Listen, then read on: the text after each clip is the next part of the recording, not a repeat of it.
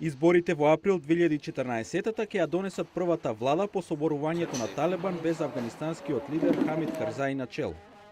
Карзаи се трансформира од верен американски сојузник во непредвидлив лидер кој ги фрустрира странските партнери и домашни сојузници. Но и покрај политичкото маневрирање тој е символ за континуитет во Авганистан.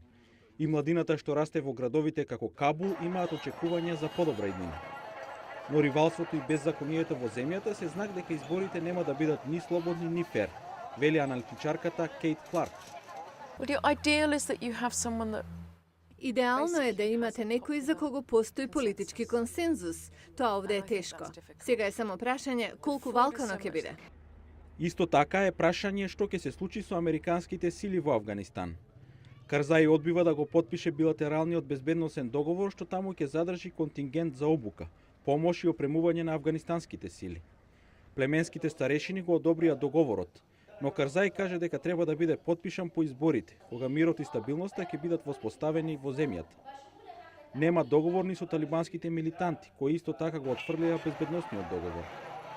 Поранешниот талибанец, а сега член на Афганистанскиот висок мировен совет, Абдул Хаким Муџахид, вели дека без договор со милитантите нема да има напредок.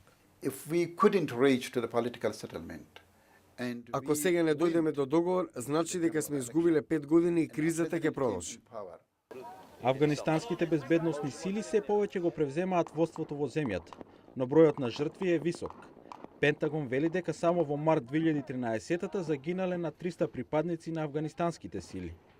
Поранешниот министер Хамидула Фаруки вели дека на националните сили им треба помош по 2014. We are behind a little bit in that case. That's why we do not know if Без помош немаме економија и национални ресурси да одговориме на безбедносните потреби.